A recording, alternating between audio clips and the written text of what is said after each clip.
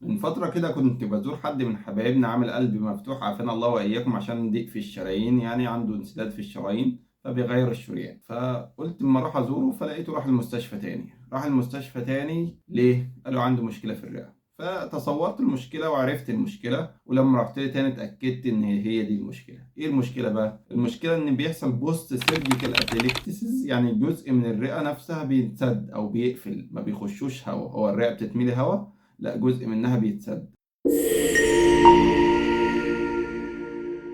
تعالوا نتكلم بقى عن هذا الموضوع بعمق. يعني ايه اسبابه، وايه الحاجات اللي ممكن ترجح ان انا يحصل لي بوست سيرجيكال اتليكتسس، وايه اعراضه، وازاي بشخصه، وازاي بعالجه واتجنبه. طريقة حدوثه بتحصل بكومباينيشن او تجميعة من الحاجات. اول حاجة الهايبوفنتيليشن، الراجل متألم، صدره تعبه من العملية او بطنه تعبان من العملية، مش قادر ينفخ صدره للاخر، فنفسه شلو، يعني بياخد نفس غير عميق، باخد نفس بسيط جدا، ما بيفتحش الرئة كلها، فجزء من الرئة ما بيوصلهاش هواء، فالهواء اللي فيها يمتص فتقفل. تاني حاجة ان الكحة بعد السيرجري بتكون قليلة جدا من الوجع، الشخص مش قادر يكح ومش عايز يكح، مش عايز يطلع الحاجات اللي في صدره والبلغم اللي موجود في الشعب الهوائية. تالت حاجة الشعب الهوائية ممكن تقفل بقى من الميوكس، من البلغم، من الحاجات اللي موجودة فيها، تتراكم فيها وتقفلها فتسد الشعبة الهوائية، فيحصل اتليكتسس في الجزء اللي بتوصل له هذه الماسورة او هذه الشعب الهوائية، يعني بتوصل له الهواء. وده ممكن يكون بسبب التخدير نفسه، بيقلل التنفس ويقلل الهواء الموجود في الرئة اللي بيفضل ثابت بعد انتهاء الزفير. وبرضه النوم على الظهر، النوم على الظهر ده بيقلل النفس، لان الجزء الاكتر من الرئة بيكون في الظهر مش في الامام، فلما انا انام على ظهري على طول ممكن الجزء اللي تحت ده يقل في الوظيفة شوية. كده عددنا الأسباب تدقيقا وتفحيصا. تاني حاجة إيه هي الريسك فاكتورز؟ يعني أنا لو عندي إيه ممكن يحصل لي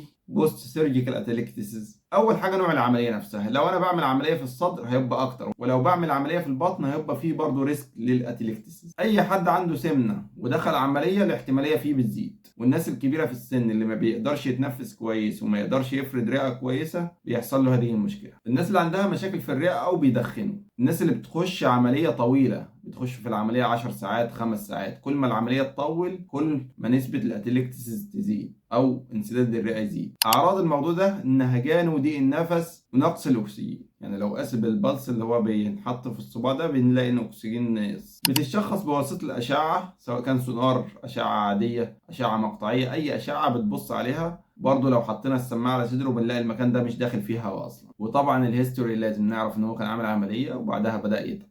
ازاي امنعه وازاي اعالجه؟ تمنعه بواسطه ان المريض يتحرك بعد العمليه على طول، يعني يتحرك على طول، يعمل مجهود، يمشي مجهود مش عنيف يعني يتعب العمليه، ولكن يمشي يتحرك، ما ينامش في السرير. تاني حاجه ياخد نفس عميق كل شويه، يعني كل ساعه ياخد له دقيقه او دقيقتين ياخد فيها انفاس عميقه كده. يديله مسكنات شديدة لو في وجع شديد في منطقة التنفس عشان خاطر يقدر ياخد نفس، او نيرف بلوك بقى زي البي سي اي والحاجات دي. لو بيدخن يبطل تدخين قبل ما يخش العملية بفترة وبعد العملية طبعا. ولو في امراض في الرئة نحسنها قبل دخول العملية. العيان ما ينامش على ظهره طول النهار، لا ينام ظهره مرفوع شوية، دي برضه بيحسن موضوع البوست سيرجيكال اتليكتسز او ما بدخلناش فيه. اتمنى اكون شرحت الموضوع باستفاضة ويكون افاد الناس اللي داخلين عملية واللي هيخش عملية، بالذات عملية السمنة بيبقى فيها الموضوع ده مشهور جدا. فحاول تاخد فكرة عن هذا الموضوع هيفيدك جدا. ولو الموضوع عجبك اعمل لنا لايك وشير وسبسكرايب. والسلام عليكم ورحمة الله.